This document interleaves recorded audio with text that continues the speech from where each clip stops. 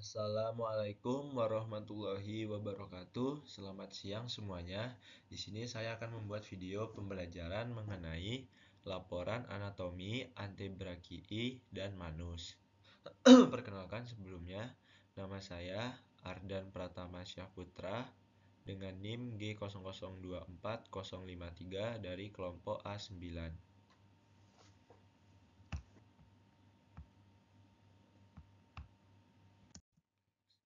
Nah, di sini skenario-nya adalah seseorang merasa lemas pada tangan, tepatnya pada digiti 1 sampai 3, tidak dapat berkontraksi saat jari digerakkan untuk menggenggam. Pertanyaan yang pertama, jelaskan inervasi pada muskulus di regio antebrakii dan manus. Soal nomor 2-nya, jelaskan anatomi pada muskulus regio antebrachium beserta kinesiologinya. Nah, ini adalah gambaran dari inervasi pada otot-otot di regio antebrakii atau lengan bawah dan manus atau tangan, melibatkan 3 saraf utama dari plexus brachialis, yaitu saraf medianus, saraf ulnaris, dan saraf radialis. Yang pertama yang kita bahas yaitu saraf medianus. Saraf medianus ini bertanggung jawab atas inervasi sebagian besar otot flexor pada lengan bawah atau pada regio antebrakii, termasuk musculus flexor carpi radialis, musculus palmaris longus, musculus flexor digitorum superficialis, musculus flexor digitorum profundus, pars radial, musculus flexor pollicis longus.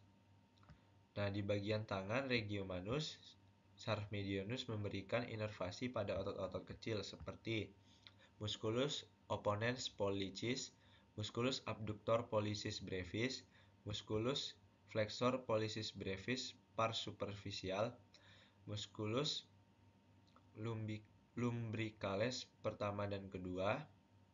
Lalu masuk ke saraf ulnaris. Saraf ulnaris menginervasi otot-otot flexor di sisi medial, yaitu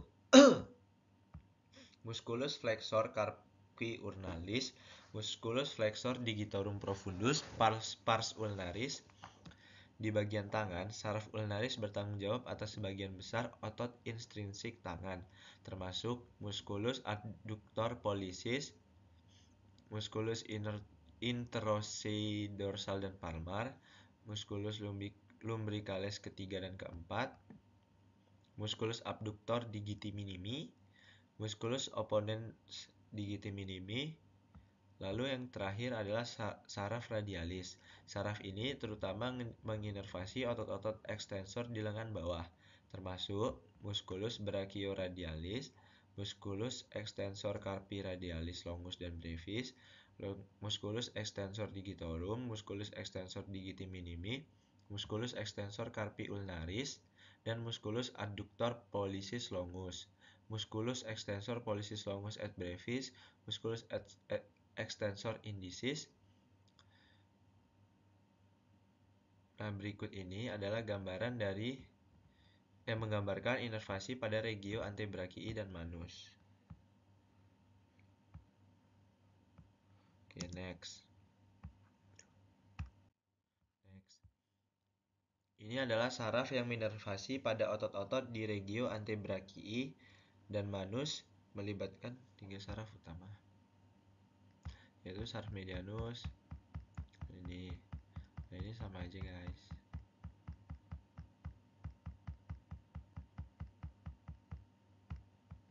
Sini kelihatan ini ada nervus ulnaris, ada nervus radialis, ada nervus musculocutaneus, nervus cutaneus brachii medialis, nervus cutaneus antebrakii medialis. Oke, next. Ini bagian palmar, ada musculus lumbrical. Ini nervus-nervusnya.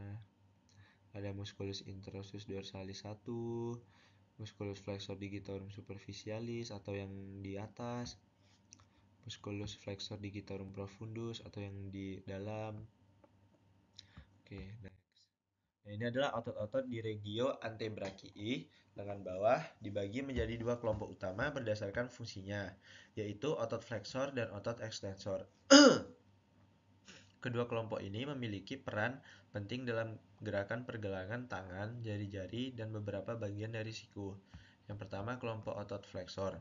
Lokasi di sisi anterior depan lengan bawah yang menginervasi adalah saraf medianus kecuali beberapa otot yang diinervasi oleh saraf ulnaris. Fungsi utamanya melakukan fleksi pada pergelangan jari dan tangan, pergelangan tangan dan jari-jari. Otot-otot utama pada kelompok flexor adalah musculus flexor carpi radialis, yaitu tugasnya melakukan fleksi dan abduksi pergelangan tangan. Lalu musculus palmaris longus tugasnya membantu fleksi pada pergelangan tangan, meskipun tidak semua individu memiliki otot ini. Palmaris longus. Lalu ada musculus flexor carpi ulnaris berperan dalam fleksi dan aduksi pergelangan tangan dan diinervasi oleh saraf ulnaris. Lalu ada musculus flexor digitorum superficialis melakukan fleksi pada sendi interphalangeal proximal jari-jari kedua hingga kelima. Musculus flexor digitorum profundus berfungsi dalam fleksi sendi interphalangeal distal jari-jari kedua hingga kelima dan diinervasi oleh saraf medianus pada bagian radialnya dan pada bagian ulnarnya diinervasi oleh saraf ulnaris. Lalu ada musculus flexor pollicis longus, tugasnya atau fungsinya melakukan fleksi pada sendi interphalangeal jempol. Lalu ada kelompok otot extensor.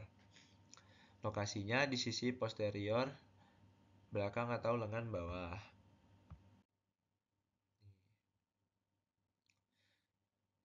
Yang menginervasi adalah semua dari muskulus-muskulus ini diinervasi oleh saraf radialis. Fungsi utamanya melakukan ekstensi pada pergelangan tangan dan jari-jari. Otot-otot utama pada kelompok ekstensor adalah musculus brachioradialis. Meskipun berada di sisi posterior, otot ini sebenarnya berperan dalam fleksi siku. Lalu ada musculus extensor carpi radialis longus et brevis, fungsinya melakukan ekstensi dan adduksi pergelangan tangan. Lalu ada musculus extensor digitorum, fungsinya melakukan ekstensi pada sendi metacarpophalangeal dan interphalangeal jari-jari kedua hingga kelima. Lalu ada musculus extensor digiti minimi, mengkhususkan pada ekstensi jari kelingking. Lalu ada musculus extensor carpi ulnaris, tugasnya melakukan ekstensi dan aduksi pergelangan tangan. Lalu ada musculus abductor pollicis longus, tugasnya mengabduksi jempol dan membantu dalam ekstensi. Lalu ada musculus extensor pollicis longus et brevis, tugasnya melakukan ekstensi pada sendi interphalangeal dan metacarpophalangeal jempol. Lalu ada musculus extensor indicis, mengkhususkan pada ekstensi jari telunjuk. Nah, ini dia guys. Ini kan kelihatan ada musculus anconeus, ada musculus flexor carpi ulnaris.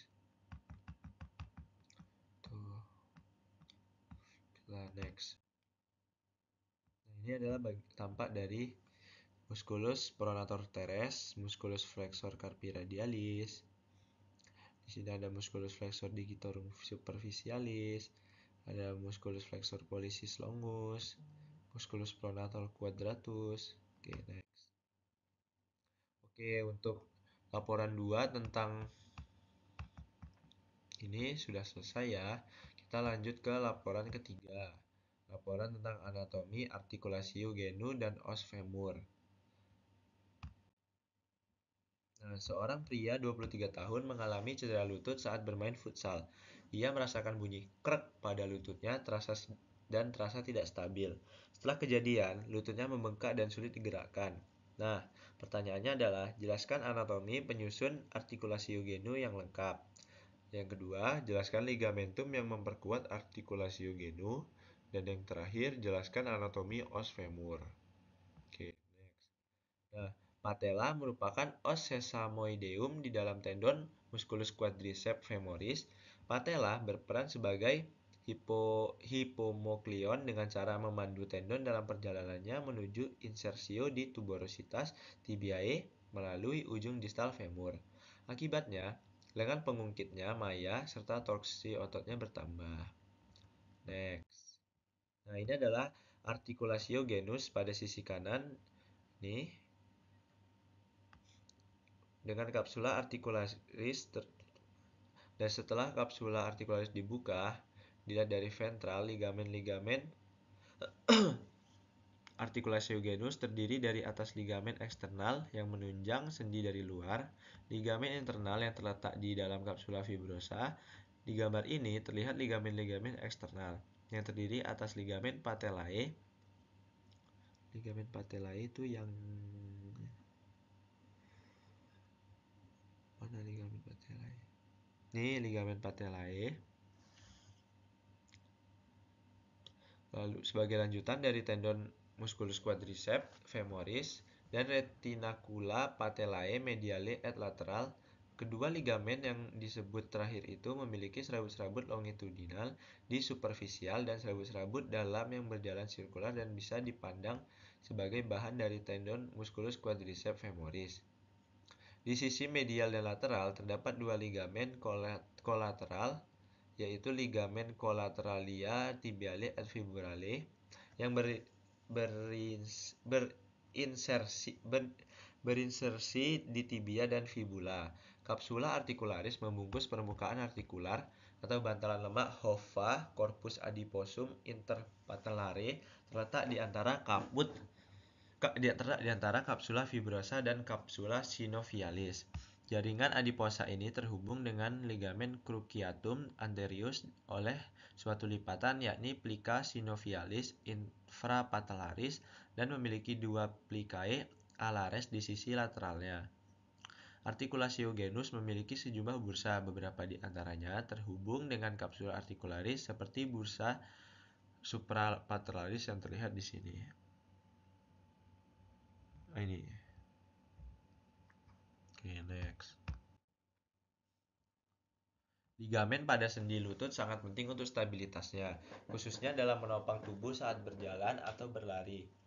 Ligamen utama pada sendi lutut antara lain adalah ligamen cruciatum anterius atau LCA terletak di bagian tengah sendi. Ligamen ini mencegah bila bergerak terlalu jauh ke depan terhadap femur. Lalu ada ligamen cruciatum posterius atau LCP juga berada di tengah sendi dan berfungsi untuk mencegah tibia geser ke belakang.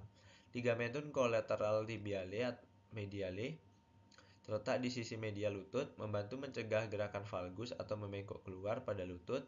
Lalu ada ligamen collateral fibulare atau lateral berada di sisi lateral lutut, mencegah gerakan varus membengkokkan ke dalam pada lutut. Lalu ada ligamentum patellae melanjutkan tendon otot quadriceps dan melekat pada tuberositas tibia yang berperan dalam ekstensi lutut. Lanjut ada meniskus adalah struktur fibrokartilago berbentuk sabit yang berfungsi sebagai bantalan antara kondilus femur dan tibia serta membantu dalam stabilitas dan distribusi beban. Meniskus medialis berbentuk lebih C dan melekat erat pada ligamentum kolateral tibial. Lalu ada meniskus lateralis berbentuk lebih bulat dan lebih fleksibel, memungkinkan lebih banyak pergerakan. Oke, next. Nah, ini adalah tampak dari os femur. Os femur atau tulang paha adalah tulang panjang terbesar dan terkuat dalam tubuh manusia. Tulang ini terletak di antara panggul dan lutut dan memainkan peran penting dalam penyangga tubuh, pergerakan, serta stabilitas. Ini adalah komponen-komponen dari os femur ya. Ada caput femoris atau kepala femur terletak di bagian proksimal atau dekat panggul dan berbentuk bulat. Kepala femur berartikulasi dengan acetabulum pada tulang panggul membentuk sendi panggul atau artikulasio coxae. Kepala femur ditutupi oleh tulang rawan hialin yang halus untuk memfasilitasi gerakan di dalam sendi. Lalu ada kolum femoris atau leher femur, bagian yang menyempit di bawah kepala femur yang menghubungkan kepala dengan badan atau korpus femur. Leher femur ini memiliki sudut dengan badan femur yang dikenal sebagai sudut inklinasi atau angle of inclination. Sudut ini membantu distribusi beban dan mempengaruhi stabilitas serta pergerakan sendi panggul. Lalu yang ketiga ada trochanter mayor dan trochanter minor. Trochanter mayor, tonjolan besar di bagian lateral atas femur, berfungsi sebagai tempat pelekatan otot-otot gluteus dan otot-otot paha lainnya. Trochanter minor adalah tonjolan kecil di bagian posteromedial femur, berfungsi sebagai tempat perlekatan muskulus iliopsoas yang berperan dalam fleksi paha. Keduanya penting dalam perlekatan otot-otot panggul dan paha, serta membantu gerakan di sendi panggul. Lalu ada yang keempat, linea introchanterica, yaitu garis kasar di antara trochanter mayor dan trochanter minor di sisi anterior femur. Linea ini memberikan tempat pelekatan ligamen penting seperti ligamentum iliofemorale dan mendukung stabilitas sendi dan panggul. Lalu ada crista intertrochanterica, alat struktur serupa garis di bagian posterior femur menghubungkan trochanter mayor dan trochanter minor. Di sini otot-otot penting berinsersi seperti otot quadratus femoris dan yang berperan dalam rotasi eksternal paha. Lalu yang keenam ada corpus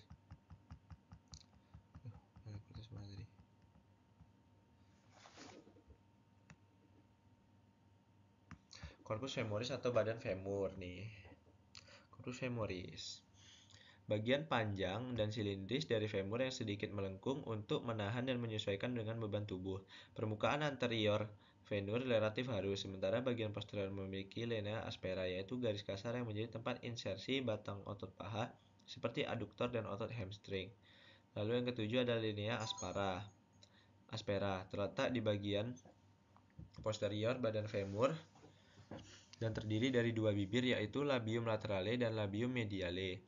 Linea aspera berfungsi sebagai tempat insersi otot-otot besar paha seperti otot adductor manus dan adductor longus dan vastus medialis. Struktur ini juga membantu distribusi beban dan memberikan kekuatan tambahan pada tulang. Lalu pada bagian distal ada bagian distal femur. Nih, bagian distal femur.